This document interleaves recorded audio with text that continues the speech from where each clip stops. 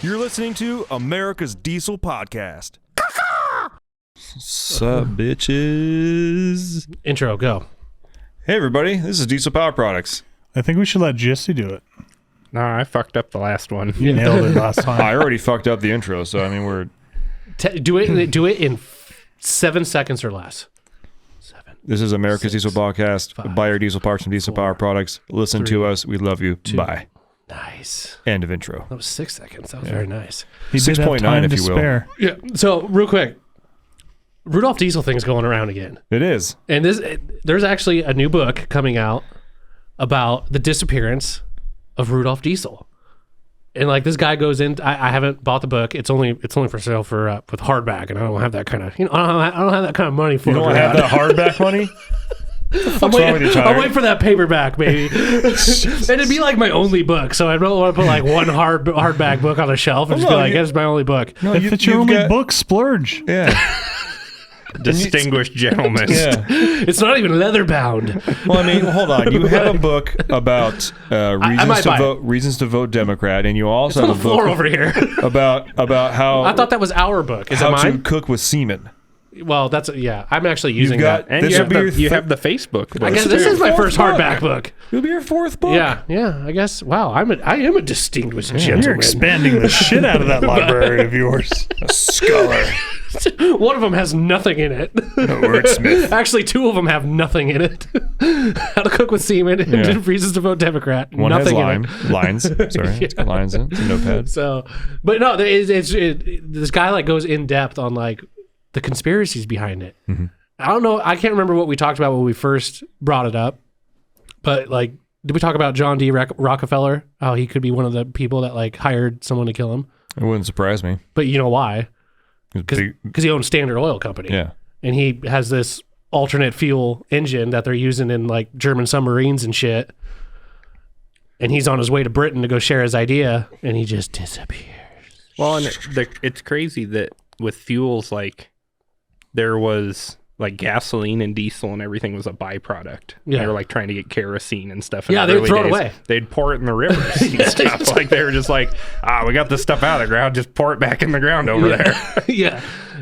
But it's kind of wild. And the guy that wrote the book, and I'm sorry, I already forgot his name. I'm not very good at this kind of stuff, but he said like Rudolph Diesel is like one of the most influential people in history, but has like the least amount of like documentation about him. Makes sense. Yeah. We know his name. Yeah. That's pretty cool. That's a lot of information to start with Yeah. there. Yeah. Rudolph Christian Carl Diesel. Christian Carl with a K. Yeah. The book is the mysterious disappearance of Rudolph Diesel or something like that. But it's funny because I've listened to, a couple political podcasts. I listened to Ben Shapiro, and he had the author on as a guest for like a 10-minute episode. And I was like, oh, no way. This is freaking crazy. Talking about diesel stuff.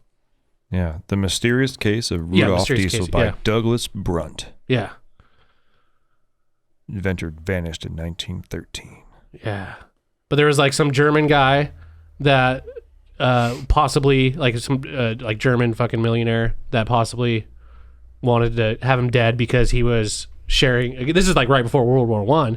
And so, and he was on his way to Britain to share his idea of the diesel engine for like the submarines and shit. And so they think that he might have had something to do with it. And then they also think Rockefeller might have something to do with it because he was, jeopardizing his fortune of, Standard Oil. Makes sense. I want to see just how much this book is, Tyler, for you to be complaining about how much a hardback It's is. $26.95. Jesus Christ, Tyler. I'm pinching pennies, okay? Anyways, but do you know what's funny? Do you know what I think is hilarious about that like time period? The amount of investigation that went into that death was about like, he ain't here. Yeah. Load the ship up. Well, they had other things going on. It's like the amount of investigation that happened was like you guys look everywhere? Well, I mean, we can check that corner over there. But, It's not like they hop on their phone and call Interpol and just ring them up. It's like getting a hold of someone across the I get it, but there was like nothing written about it. They're just like, he's gone. Well, that sucks. like, and this is like a guy that was, at the time, he, was, although we did read about him having to owe a bunch of people money and that kind of thing, but this is like a relatively famous person. That's how businesses get started. Yeah. But they're just like, hey, he's gone. Well, I mean, you ever watch Suits? what's for dinner? Where was Sherlock Holmes when we needed him? He's you guys probably who did it. Yeah. Hey, yeah. Nailed Watson. it. Watson. If you guys haven't figured out, Jesse's on the podcast. Hi. Yeah, he's back. Hi, Jesse. Corey's for here more. too. So today we're going to talk about my favorite project that we have going on here. It's the LB7. Today we're talking about the LB7 and our journey with trying to figure out the fuel starvation issue. It should be called LB7K to get it started. Pretty much. So for those of you who don't know, we do have a shop truck. It's a 2001, like an early 01 LB7. It's got like 313,000 miles on it, something like that. Standard cab, long bed. It's had like 1 million owners. And it's fairly stock. Like it didn't have a lift pump. Yeah. We've determined it probably had a tune at one point, just because now it has a stock tune in it, because I was tuning it and it feels way more lethargic than it did before. But what we're going to talk about for this moment is we put a FAS on it and a fleece SureFlow, because the sending unit wasn't reading in the tank and we were having some starting issues. And yeah, and every Duramax needs a lift pump. Fact. Especially older ones with high mileage on them. Yeah. Fact. So we had it in the shop, dropped the tank, put the SureFlow in. There was fuel in the tank when we put the SureFlow in. There was a bit of fuel There was. because the tank was heavy. We had to use the tranny jack to get it out. Yeah. It was not super easy to maneuver. And we get it in the truck, we get everything installed, got the electrical put on and everything like that. And we start driving it. And like we start it, idles. By starting driving it, you made it 10 feet. Yeah. Well, we start it, everything's fine. It idles for a while, everything's fine. I go to move it and it dies. I'm like, what the fuck? Okay. Yeah. Like, all right, start it up again. Won't start. Finally, like we put it in park. Starts. Okay. We let it sit there. All right, cool. Nothing's happening. Drive it around a little bit more. Nothing happens. Okay. Take it out for a spin on the parking lot. Dies. So then, at this point, at the day, Jesse was already gone, and me and Wes were here, and we're like, well, we don't know when the fuel filter was changed last, and we did, since we put a FAS on there, we were planning to do a fuel filter delete on it. So we slammed a fuel filter delete on it real quick, primed it up, still just turning over, and the pump was coming on, nothing. And Cooper finally comes down from his office. He's like, stop cranking the engine over. It's not happening. Yeah. Let's try and figure out what it is. So we've turned the key to the on position, and we open the tank up, and you can like, eventually it's like, it's sucking, and then you hear it returning fuel in the filler neck back down to the tank. It's okay. So we can assume the pump is primed now. Yeah. It's now filled up the entire fuel system that's returning fuel back to the tank. Yep. Start it up. Everything's fine. Back it out. Everything's still going fine. Take it out in the parking lot. Dies. Fuck. Okay. Do the whole thing. And so we're thinking we have like air caught in the system or something like that. Prime it a whole bunch of times. Drive it around. Stalls. Drive it around. Stalls. Drive it around. Stalls. Drive it around. Stalls. We get it started. I like brake stand it. Barely moves. Doesn't do anything. And then as soon as we start driving, stalls. And so we're like, well, shit. And we're like, is there fuel in the tank? And the sending unit's reading like half tank. We're like, could it be stuck? And the check the basics thing in me is like, just make sure there's fuel in it, Ben. You're going to hate yourself if you don't put fuel in it now. Yeah. After we try and diagnose it a little bit more.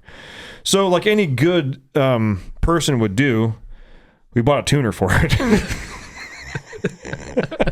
Because that's where you start. Before we put the fucking fuel in the tank, got an Edge Evolution CS2 for it. Shout out to Edge for helping us out with that one. But because we are being budget minded on this, yeah, we literally went with an Edge Evolution CS2 because it's a smaller screen, a little bit cheaper. Same tuning as the CTS3 on it. And because what I want to do is I want to watch rail pressure. Because I know that this CP3 is old, and I know that those of you who saw the video when I was like pressurizing the tank to try and prime the system, I overpressurized it. Pretty sure I blew a seal in the CP3 because they were like, hey, you don't need to do that for a little bit or something like that. I did it for like 10, 15 seconds with shop air. And when I took my hand off, it's like, oh God. Truck Diesel started bath. though. Yeah. Yeah. Anyways. So yeah, I wanted to watch rail pressure. So we got the Edge Evolution installed and I'll put it on, get the truck started. And I was like, all right, we need to watch rail pressure as it dies. I want to watch what commanded in actual is because I have a feeling that either it could be maybe like the pressure relief valve or the CP3 or something like that. But let's just kind of like, that's one of the things we're planning to do. It's one of the things that's going to help us read some codes because we don't have any scan tools or anything right now on it. And and then you proceeded to sit there and piss wine the thing to try and get it to die. Yeah. And it wouldn't. Refused to fail. And we're like, all right, cool. Well, maybe we fixed the issue. I mean, we just happened to do it. And I'm literally like the ass end sticking outside of the shop is like one of the first colder days. So everybody's freezing inside. And I'm out there just like basically holding it at about 2,200 RPM. Just.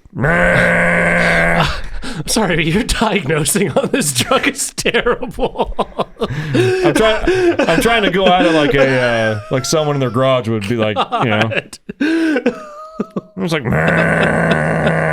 fuck. And then you back it out of the shop and miraculously it dies. It dies, yeah. So I'm thinking, okay, there's got to be like so little fuel in the tank that every time we it sloshes around, it just loses the pickup, loses the prime, and it stops feeding it. It's like, okay. So we leave the truck right there. Me and Wes go to the fuel station, grab 5 gallons of diesel, throw it in the tank. And instantly key in the on position. Now it's reading 3/4 of a tank. So, okay, good. The sending unit's working. It also means that we had half a tank in there. Yeah. So this thing has fucking fuel. Yeah. This thing should not be sloshing, causing issues. So now I'm like, okay, well, is it like pulling in air somewhere or something like that? So me, Wes, and Jesse kind of stand there looking at it. And I have the key in the on position, and it's in neutral at the moment. And he's like, prime the pump. I'm like, it should be priming right now. Like, prime it. Like, turn the key on. The key's on. Pump's not on, and all of a sudden, all of us like, hang on a second, leave the key in the on position, put it in park, pump, starts up again, put it in reverse with the engine off, pump shuts off. Like, son of a bitch. So the circuit because I just took a test flight in the fuse box underneath the hood and just defined key on power. I have never found a key on power circuit in a truck ever in my life that shuts off when it comes out of park. And I don't even remember what circuit we tapped into, but I just went around. There wasn't a lot of options. There wasn't a lot of key on power options in the box under the hood. That especially ones that fuse tap, like add a tap thing would go into because there's like relays in there and everything. So we kind of had to, our options were slim. So I was finally like, this one works.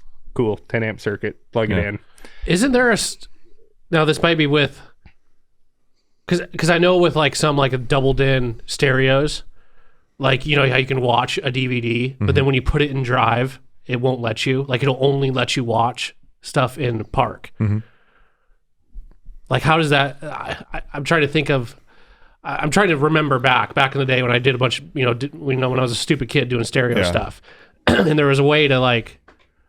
I can't remember if it was like with the fuse. I know you can hotwire the switch, but it was I'm trying to think of like what that circuit would be because I remember that specific function and you having to put that wire in so you can't like watch things while you're. And we would of course always bypass that. But, but yeah, for whatever reason, this circuit shuts off when it comes out of park. So we immediately just hooked it into the next one that was. I don't remember what circuit it was. Like it just said engine. Yeah. And I was like, that one works. Yeah. And then the truck was fine. Everything's fine. Yeah. And then we immediately put a tune on it and bricked the truck. Yes. We fixed the truck and 37 seconds later bricked it. And it was like, oh, well, are the batteries dead? Like, it acts like the battery. No, it's fried. The batteries are fine. It's making all kinds of noises that, like, you turn the key in the on position, it goes. Yeah, every solenoid starts clicking, every relay, and it's like lights in the dash go weird, and it's like, oh boy.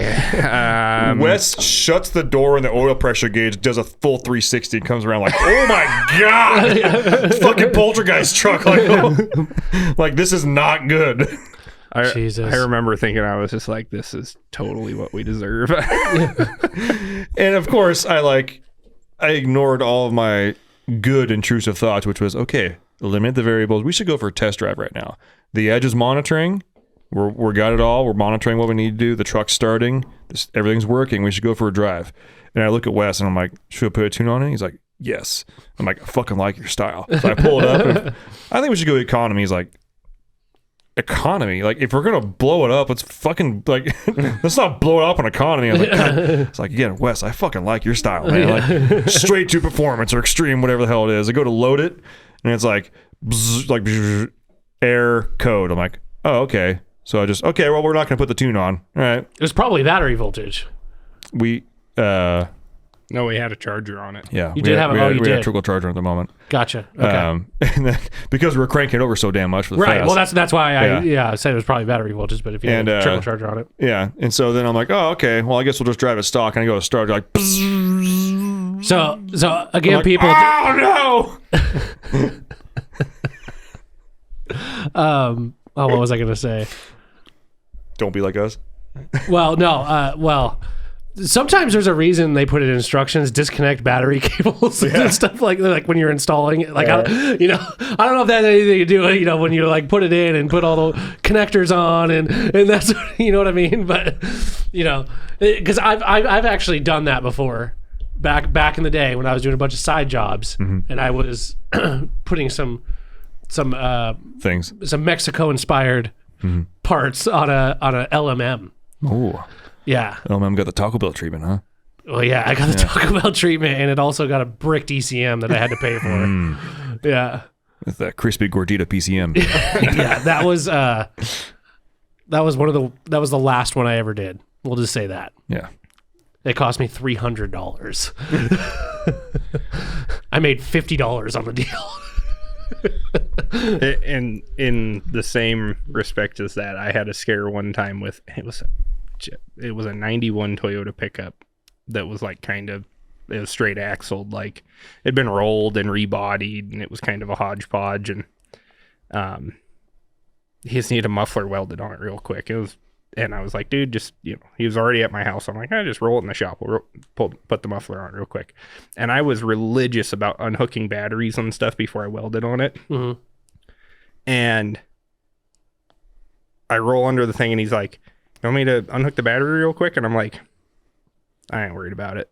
Like, the truck had like it was just like the pipe was dead ended at like the front of the bed. Yeah. I'm like, I'm going to hook the ground to the back of the muffler and weld it on. It'll be fine. Do that. And he fires the truck up and it's barely running. And I'm like, you gotta be kidding me, man. The weirdest, like, coincidental thing in the world. It was like a knock sensor or something was broken. And it's like, just happens like it, because he's like, dude, you totally screwed my truck up. And I'm like, there's no way. Yeah. There's no way. It's like, on new stuff these days, it's like, it probably sounds bad. Most of the time you don't have to disconnect the battery because like the way you run grounds and everything else is like, it's fine. And you can put the little welding protection clamps, like, circuit protector and stuff on there. But I remember thinking, I'm like, it's a 91 Toyota pickup. How could anything have happened to it? Yeah. It's like, it's supposed to be the most indestructible thing on the planet. And, yeah. And then we find this like little it was it was a temperature sensor. It was a temperature sensor for the ECM. And because it has two, it has one for the gauge and one for the computer. And that one was like broken. And it just happened that like backing it into the shop was like the last bump that it needed to like fall off. Oh God. Yeah. No, I will say I've gotten a lot better at especially like the last time I did. I think on my truck when I put that EasyX in there, I think I did disconnect him. Just because I'm like, I don't want to pay for like brand new tuner for this truck. Like I just want to, I'm going to follow it. Yeah, like but even so, like even before that, like with my Eco Diesel, that's a full ECM removal. Mm-hmm.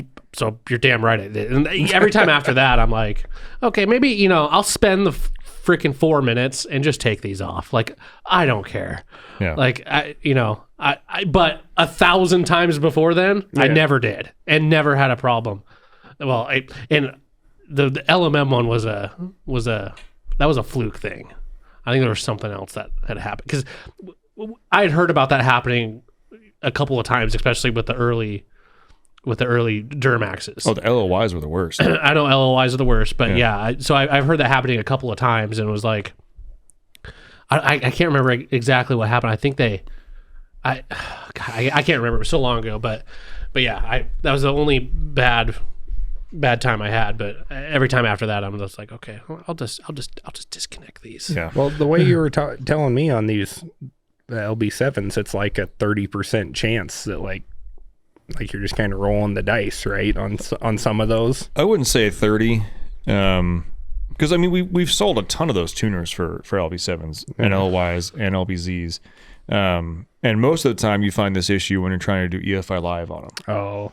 Especially on LOYs, like to the point where back in the day when people would do like live tunings, like if like Corey Willis came by or something like that, he wouldn't do live tunes on LOYs because the likelihood of breaking an ECM was like through the roof. Yeah, I think we even had a note on our website that if this happens, it's not PPI's fault. It's just the fault of the freaking computer that these trucks use. Like, GM's fault. Yeah. Yeah, and it was like LOY. It's like, you're going to tune your truck? Cool. Make sure you're at home. Make sure you have a battery on there, tender on there. Like, make sure you don't have to leave in 6 hours or something. Yeah, like do you have a backup vehicle? Do you have a continue? Oh my gosh, that sounds like you're kind of scaring me. Like the likelihood of you breaking your ECM right now is pretty high. Yeah. I just want you to know that. But it's especially high with LOYs and EFI Live.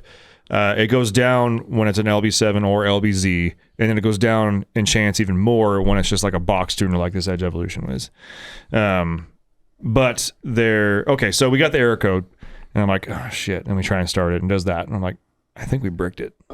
And I've honestly never bricked an ECM and a Duramax, so I'm like, I don't know what happens when it happens, but it's like nothing is acting right, and there's no reason things are supposed to be making the noises they are when we're doing these things. Yeah. And like when you turn the key to the on position, you hear the starter solenoid just like sounding like it's trying to start, but it's not turning the engine over. Yeah. It's just oh shit. And so for the fourth time, I pushed the truck outside in neutral. And so go think about what you did there, Chevrolet. Yeah. And so then I reached out to Edge, obviously, and because they have fantastic tech support. I was like, cool, I think we bricked it. They're like, well, what you have going on? What you have this? And I'm like, okay, so we got it back to the point where it could start. They sent us a stock file, we loaded on there. Truck starts. But we're still having issues loading the tune on there. And as of today, which is Wednesday, September 27th, on Monday, they sent us a different device to try on there. Because and I've only run into this a few times as far as trucks, and it's not just an Edge thing. It's a box tuner thing and certain trucks. Not every truck is like happy to be tuned. Is that original ECM in that truck? I have no idea. More than likely. I would say more than likely, yeah. And when I say that is like Edge Evolution, it's going to work like on 99.9% of the trucks out there. Yeah. There are some trucks that just they just don't jive well. Yeah. And I've never personally ran into one. I've only come across this once or twice in my time on this side of the counter trying to explain it to people. And sometimes it just takes a different manufacturer of tuner. Like, oh, my Edge didn't work. Well, try an SAT, and all of a sudden it works. But then that person's like, Edge sucks. Like, no, it doesn't. Just you got to remember, we sell 1,000 of these things every month.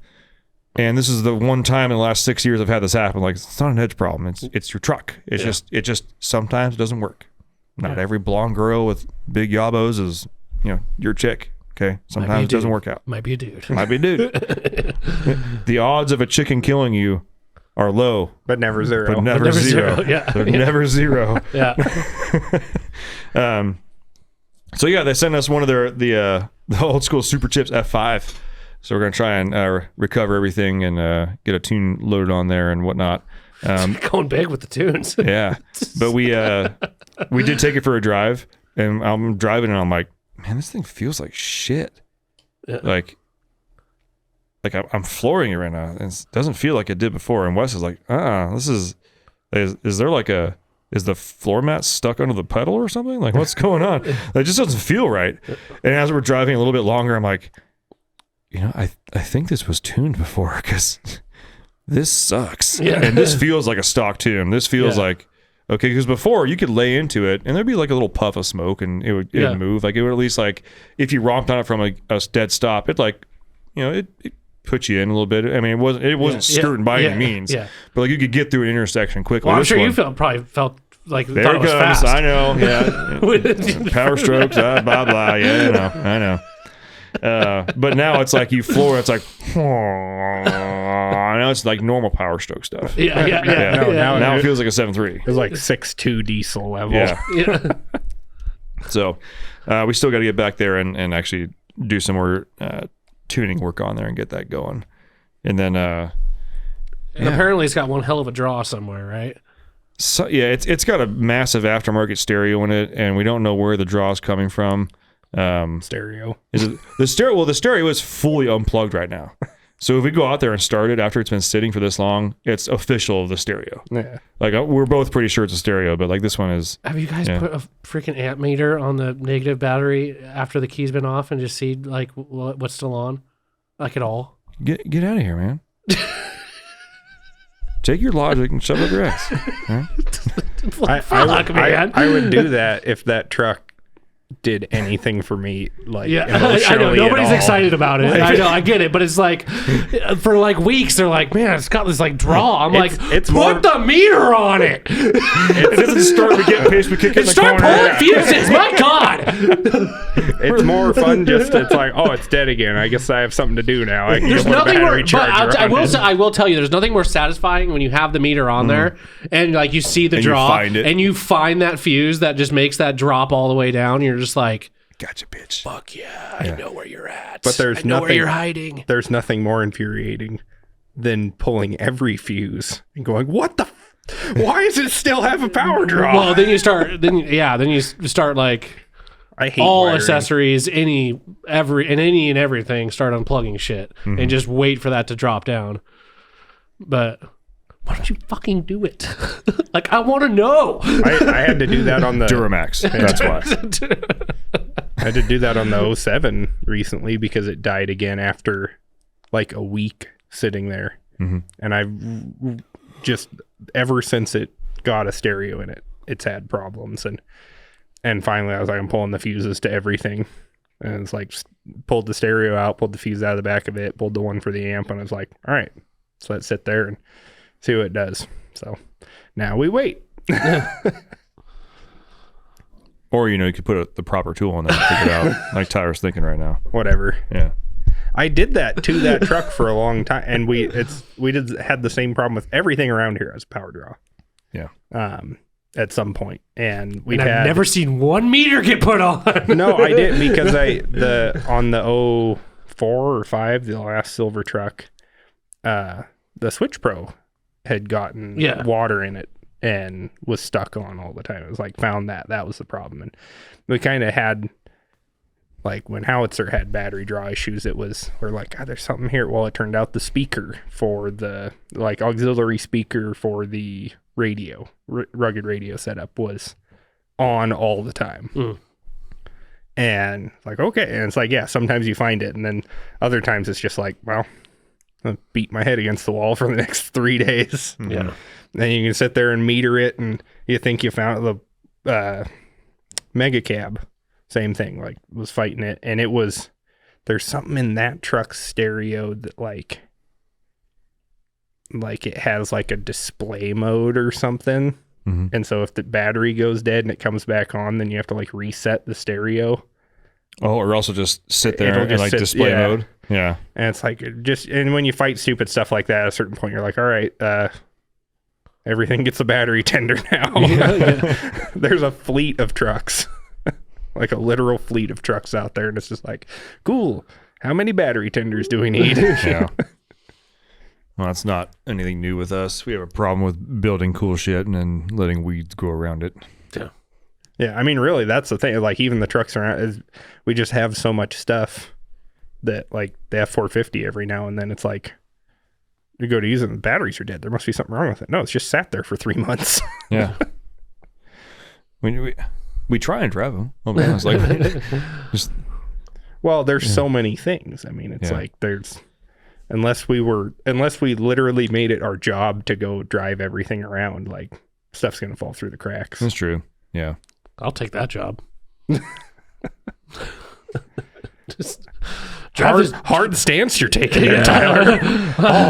I'll take the job where I drive $500,000 worth of cool shit around. All of a sudden, Tyler take doesn't it. care about finding draws anymore. Fuck it. Leave the draw. I'll drive it. Yeah. I'll throw every meter away that we have here.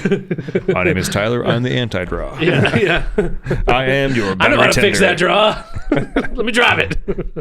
Tyler, the battery tender. Yeah. Get you a shirt that says just battery tender on it. That's all I do. Go get the battery tender. Yeah. Tyler comes running out. Hey guys, I got it. I'm here. I'm out. Gotta go. By the way, I need a company card for fuel. Yeah, no shit. Where you going? Don't know yet. Yeah. Charging the batteries. Charge the batteries. Gotta go. I won't stop till it's charged. Move on to the next one. I do my job and I love what I do. Yeah. Burnout smoke just everywhere. Gotta go. I'm serious. Look at me. Right. I'm charging the batteries. Look at me. What was that noise? You hear that truck take off? Oh, it's just Tyler working again. Yeah, it's the battery tender going. Battery tender. Yeah. Your battery tender is burnouts? How does it do that? Well, it's a man. It's a man. Why don't you just get a real battery tender? Well, we have Tyler. Yeah. Well, to be honest, at the rate that we go through battery tenders, that's someone's wage. Yeah. I could actually save the company money. Put it Now, on paper. you're stretching it now. How much are those battery tenders? Like 10,000 a pop. And we replace them. 10,000 We for- replace them what? 10 times a year? $10,000 to buy you the whole company.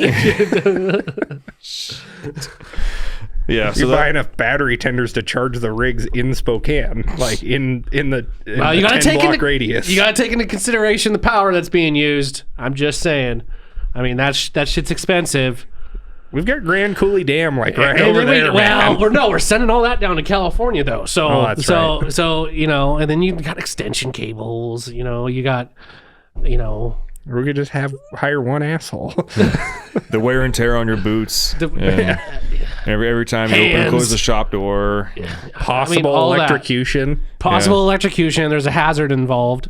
Also, how many times can you pop the hood before it breaks? That's true. It's true. You just, question. never latch it. Yeah. Just pull the hood off, roadkill style. Yeah. It'll never overheat. Won't have mice under there. I'm gonna put together a business proposal. Yeah. Fold it in. I got this for you over here. Let's take a look at that. Yeah. Have you noticed there's 0 flies in here today? Yeah, yesterday. That's pretty Million nice. of them. Yeah. Today, none. Yeah. Is I think it- I scared them off because I caught You like must 18 have. of them. Yeah. Did you let one go to tell the story? One escaped. One escaped though. Fucking Harry Houdini over here. Fuck. Yeah, I don't know how you did that. Ninja skills, dude. Yeah. Just He watched the Karate Kid a lot. But speaking of roadkill status with no hood, I was driving home. I was like last week or something like that, or maybe it was on the weekend. I don't know. And I can't remember for the life of me what car it was, but it was your like classic full body car with no hood, and it had the hood springs just kind of hanging out there. And I realized that like to me that's almost like part of the look of the car, like the hood springs being up. It's like that's not supposed to be there. It's like yeah I know, but like for some reason that having that look of those things just sticking up right there, That it's like is- more aggressive to me. That is that guy telling the world, look, I'm going to put the hood back on. Yeah. I promise. yeah. I'm gonna try it. All right. If the hood wasn't 800 pounds on my Charger, I would have pulled it to adjust all the like kick down linkage and everything a couple weekends ago. Because that is a job that was like, you could drive it 40 feet and you realize, okay, I need to turn the linkage again. Get out, open the hood, pull the air cleaner off. Well, eventually you stop putting the air cleaner back on. And eventually I was like, I just need to pull the hood off of this thing. And I didn't have a second person to help me pull the hood off. And it just makes life a lot easier. If you're carb tuning and everything else, yeah, you can yank that SOB off of there and go drive your whatever it is. It's only cool if you do it with a muscle car. If you're tuning your Honda and you pull the hood off, you just look like a tweaker. Well, and they don't have the hoods. The Yeah. hood struts pop or the hood. You could just springs. leave the little hydraulic struts just flapping Yeah. around like They don't even have that. They Oh, have like the shitty little like 10-inch hood support on the left side, like right Oh, there. yeah. That I always folded down when I was doing oil changes on them, because you go to fill the oil, and you're used to having like if the hood doesn't keep itself up, you got the hood strut like right here or like right there, and it's got the little tiny like the worst leverage point of like, okay, you go to shut it, and it goes taco, like fuck, just bent the God damn it. Dorman. Do you know hoods? Since we're talking about hoods, Yeah. I can't remember the car that has this, but like I think the hood comes up like towards like a I don't know what you'd call it, suicide hood, forward hood. Yeah. But like to latch it, it like comes up, or like when you close it, you close it and then you push it. Yeah. Like There was that's when he's like, I've never actually done it, but it just seems so satisfying to me. Like that is a nice way to close a hood. there was like an Oldsmobile or a Buick, I think in the 90s, that had that. Because it's like, when you unlatch the hood, you pulled it forward a little bit, and then it flipped down in front of the grill. Yeah. And I took that whole mechanism out of one at the junkyard because I wanted to try and put it in an old car. Yeah. When I was like 17 and I didn't know shit about fabricating. And I was like, I'm totally going to do that. And I pulled it all out, and I'm like, I have no idea how to do this. But I thought it was really cool. I kept that stuff around for like 5 years. And then I needed a piece of metal rod for something someday. And I'm like, there's a lot of metal rod in this setup I took home. Yoink. Yeah. Money well spent. Yeah. The best one's is still C4 Corvette. Mm-hmm. Like the top half of the fenders, everything. The hood's huge and all goes forward. Yeah. And that was my favorite thing about my Corvette for the very small time that I had it. Like, Isn't that like a Viper too? Like that's like the whole early front clip. Vipers. Yeah, that's the only lame thing about the new, like the last generation Vipers, is they have a regular hood. I'm like, that's lame. Yeah. I don't want Well, the one first now. generation ones, let's face it, look the best. Like those things are fucking sick. Do you remember the show Viper? It was like the car like transformed, did all this like kind of cool shit. No. What kind of coke fueled dream is that? There was a show, and it had I'm gonna pull it up right now because I can't remember the blonde's name, but there's this blonde chick that was like Natalie Portman? Nope. TV But show. first gen Vipers. Especially the no, silver Viper with the TV blue series. stripes. But you're not thinking the early, because like the first 2 years were kind of weird looking. It's like the swoopy with the fat ass. Yeah, but that's like because they came out in like 93. And I think the ones you're thinking of are like 2000, 2001. The ones that had the better looking wheels, not like those like super gay, the like 3-spoke thing. Spoke wheels. The ones that actually had like the I think SRT that's looking like wheels. 2000, Okay, that's the one I 2001. like. Yeah, those the are ones really after cool. that, Yeah. ugly as fuck. I hated those. But the last generation ones that have like the big like pockets in the hood, like the big what was I love those ones. Corey, like can you pull up the last like a Viper like a 2013 that was made? 2013 ones? I think that was towards the end, but that's like those ones are good. Yeah, I can't remember what the last one looked like. They're pretty hot. Other than the fact that the hood goes like the direction that it should, which is lame. Yeah. I want it to fold forward and be in the way. So dude. That's a hot. That's car. a third. Wait, no, they That's have a a newer 13. body style than that. I think that's what That blue, that looks like the older bodies. There's a I newer think body that, style. That one I think is the one. Keep going up in years. Go 14, 15. Like Well, what was that? Or just type in last year of the Viper. I don't know. No, it's pretty much the same. No, they made a different one. It had like a different back end. They had ACRs that had like the big wing and everything too. Like that one on No, the like right. yeah, there's those an are sick. ACR. Those are sick. That still has like that. But no, there was another body style that I thought maybe it was a concept or something. Maybe it was. I don't know. Because that I don't mind. Maybe you were just smoking a doobie. Maybe I was. Yeah, there's a very good chance I could have been shit faced. What is Just the go show you're watching? The Viper TV show. Go yeah. Oh last my year. god. It transforms into that. It's a crime No, fighting car. it was on a video game. I'm pretty sure. Maybe it was a concept. Or maybe it was just a shitty graphics on the video game on my fucking PlayStation 1 I or was something. say you were playing. It was some like GT4 spec, like 'cause that's Lamar sick. race car. Yeah, those are all sick. Like those badass. Yeah, it looked different. I can't. Weapon system. They almost look like Clint Eastwood. Must have just been the hair. No, you get in and God, like, that is an ugly car. Concept. no. If you guys haven't seen it, Shitty Viper concept. this was the intro. Yeah, see that red one down the bottom. That's yeah. a first year car. Yeah, Those that's are the ugly. three-spoke, yeah. Those are super ugly. And then the one right above it, that one's really ugly too. Yeah. Your search really paid off here. I thought I fucking nailed it. You did. I swear there was another body style. There is. It lives inside your It mind. does, and I'm trying to get it out. You don't want to be inside Tyler's mind. For No. all those that are No. listening to this as an audio experience, Corey's typing Tyler's shitty Viper concept, which has still yielded no results. Yeah. Weird. Yeah. Fuck. Yeah, Google sucks. Yeah. I'm going to Bing. Huh.